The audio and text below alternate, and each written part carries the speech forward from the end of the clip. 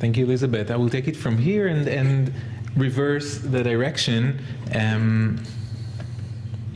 looking at how, specifically in the context of society that lives in a protracted violent conflict, an intractable conflict, how can we bring the outside conflicts into the classroom? And I think that the assumptions that we are all quite probably taking into granted is that we want to stay relevant in our teaching, relevant to the theory, but also relevant to what is taking place outside the classroom. We want the students to be involved in the classroom with the theory, but we also want them to be involved with the conflicts that are going around them and get knowledge about that. I will look specifically at what are the challenges when we want to teach peace and conflict inside a specific social context of a protracted violent conflict. And I'd like to raise a few questions for the beginning, which I think I will be very happy to, if my colleagues here and of course you will address later, I will offer some of my suggestions and ideas for these questions. But I think they're very basic and should be considered. So first of all, the basic question that I will try to address today is how best can we teach about conflict within a context of an intractable conflict?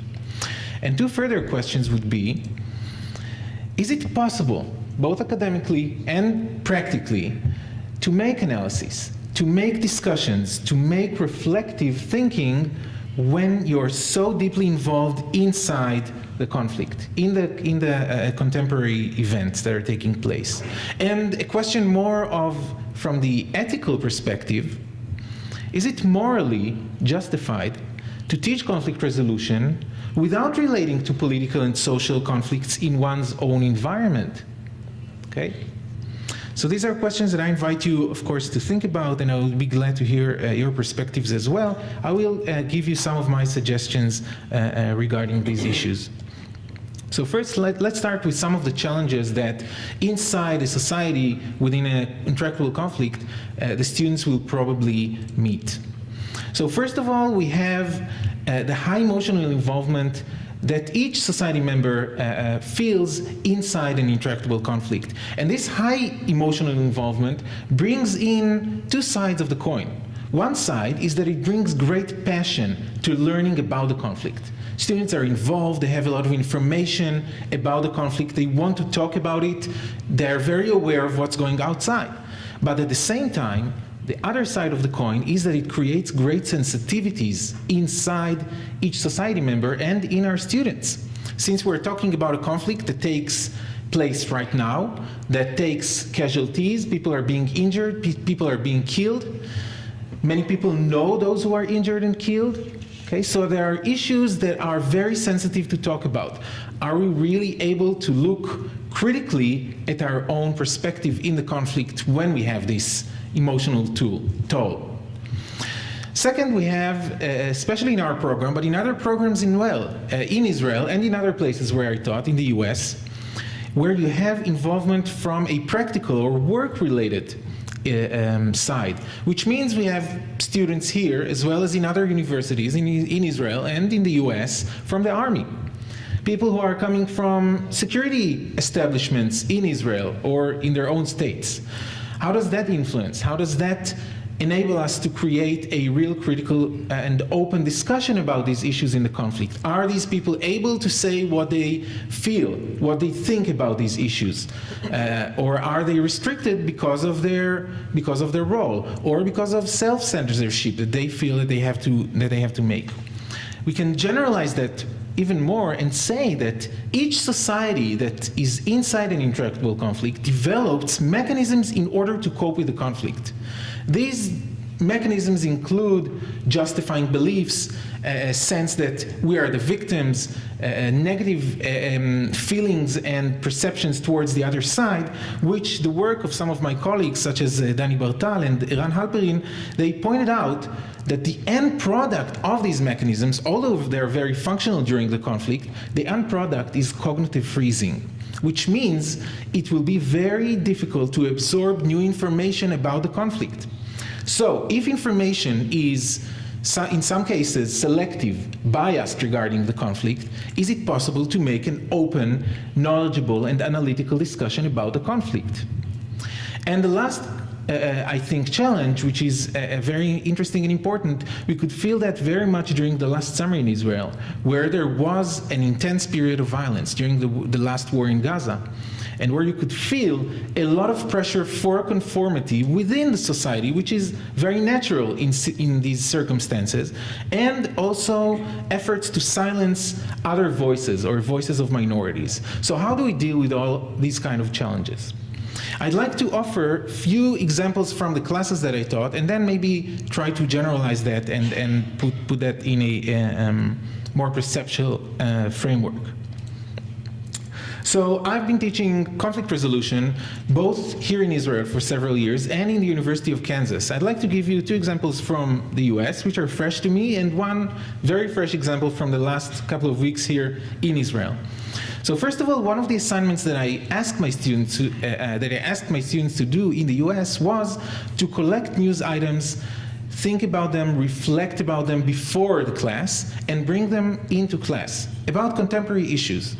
One of my students picked up, he had to present that in class, in that case, he picked up a news item that related to land confiscation in the West Bank, and he presented that very nicely in a very interesting way, looking at different sides of the coin of why can you justify that, or what is the injustice in that.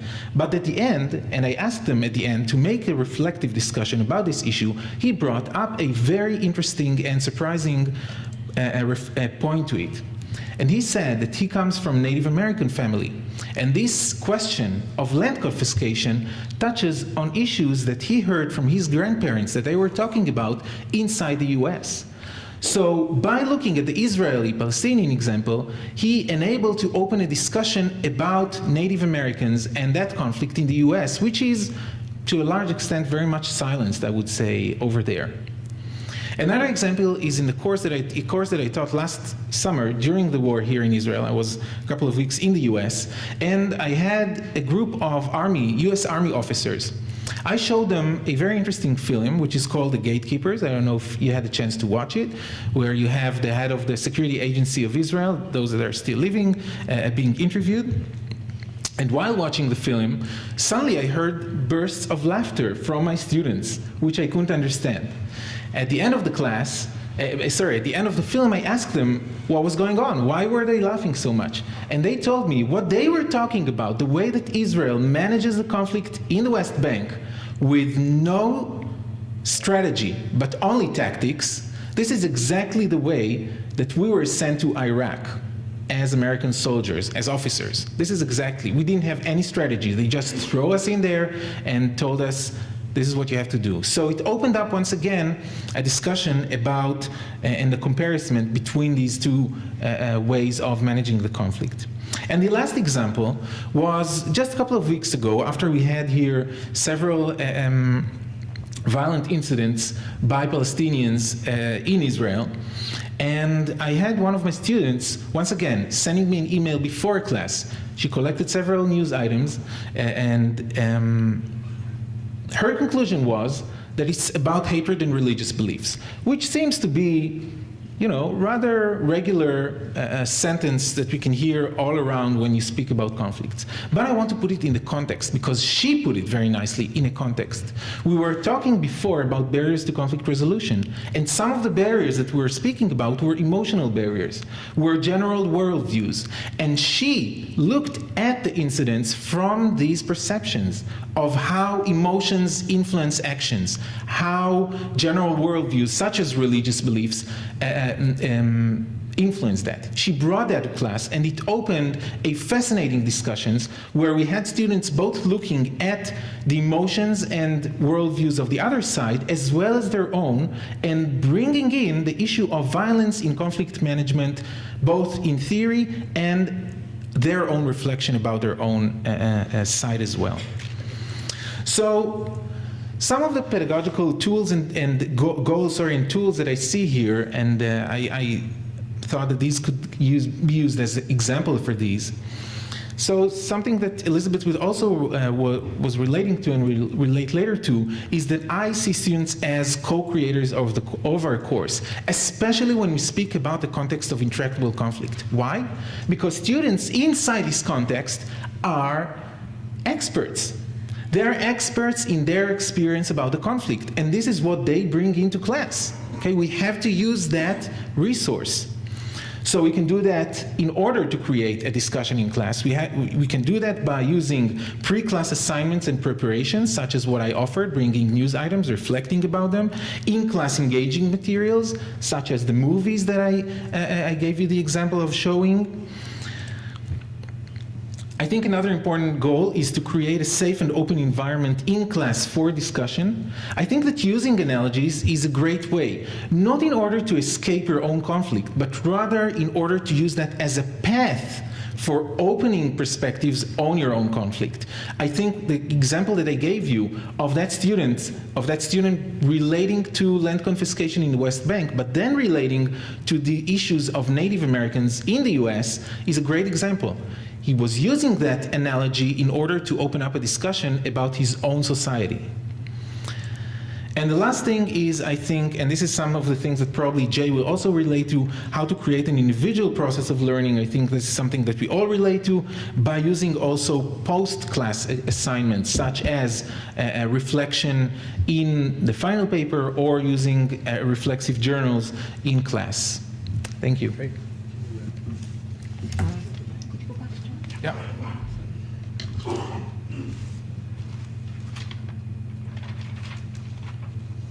Yeah. Yeah.